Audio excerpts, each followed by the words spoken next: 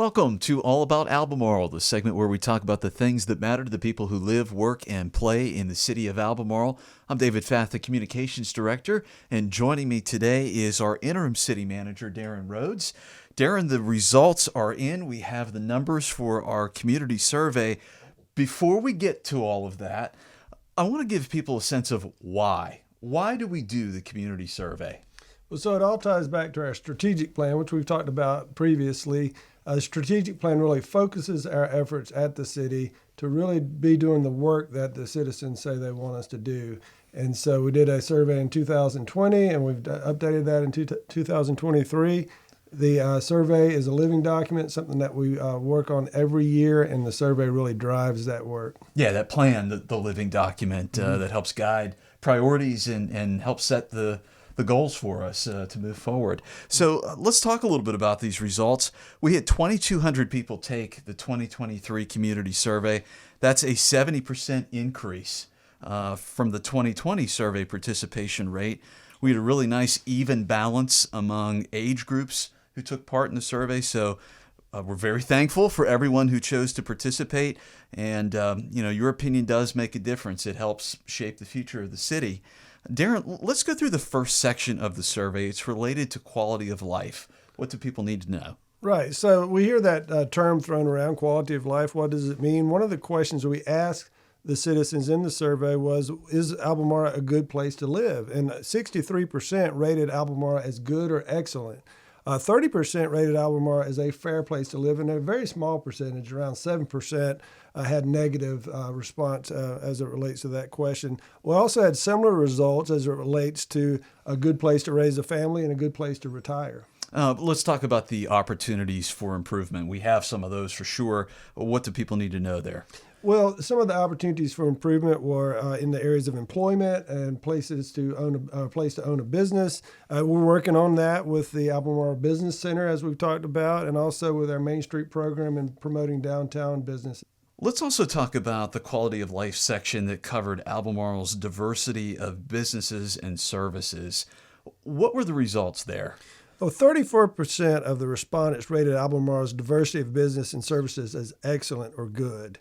That's a 100% increase from the 2020 survey results. Yeah, so those are strong improvement there. Absolutely. Also want to note in that section that 41% of 2023 survey takers mentioned that Albemarle's diversity of businesses and services was fair. So right. Just kind of filling in the gaps, those who rated things as good or excellent at 34%, the rest of the results weren't all bad. Right. There was right. a neutral or fair opinion.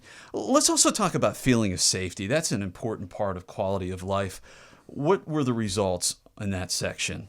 Well, 54% rated Albemarle's feeling of safety as good or excellent. 32% rated it as fair, and only 14% rated it as poor.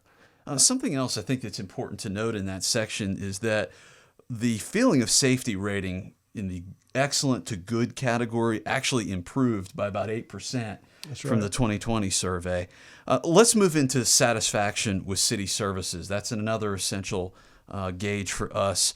What do people need to know about that section? Well, right off the top, 75% rated city services as satisfactory, so that's a good result. The areas where we saw satisfaction improvement between 2020 and 2023 was with the Main Street program and downtown development. And we also saw improvement in special events. Yeah, so satisfaction going up in those areas.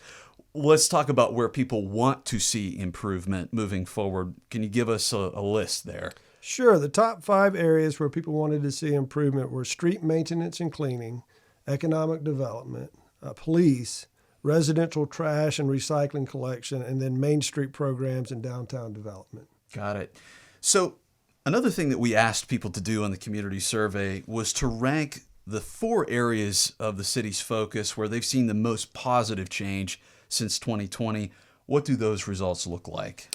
First was downtown vitality. So we've seen examples in the new brewery, social district, residences in the Albemarle Hotel, apartments, First and Main Street, signage and lighting, a lot of streetscape improvements.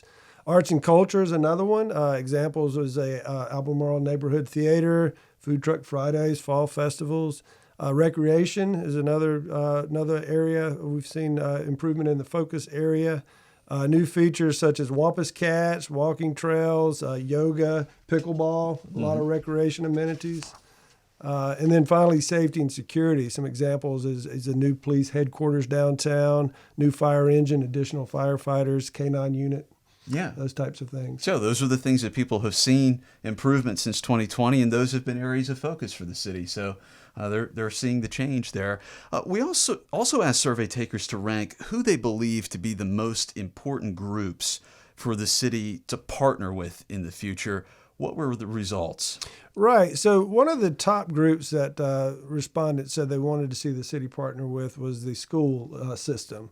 And some of the ways we partner with them now is the SRO, the Schools Resource Officer. Also, after school programs, our planning department provides information to the school board on growth and development patterns to help inform their decisions. And so there's a lot of ways that we currently partner with the school system. Another area is businesses, and I gave an example earlier about the Main Street program. We really partner with businesses in the downtown to provide support and opportunities for growth. Yeah. Lots of great results here, much more depth. If you'd like to see more information, we have it on our website. That's albemarlenc.gov/survey. Again, the survey participation matters because, as you said earlier, it helps shape the future for the city, especially right now. We're right in the middle of the budget season. Right. Yeah. That's exactly right. Yeah. So we will continue to use these results to update the strategic plan, to inform the budget process, to really focus our efforts at the city to make sure that we're meeting citizens' expectations. That's great. Darren, appreciate the time. And remember, be sure to follow the City of Albemarle on social media. We have Facebook, Instagram, and LinkedIn. For more information, you can find more details on our city's website, again, on the survey results. That's albemarlenc.gov/survey. We appreciate the time. And Darren, thanks for joining us as always. For Darren Rhodes, I'm David Fath. Thanks for listening.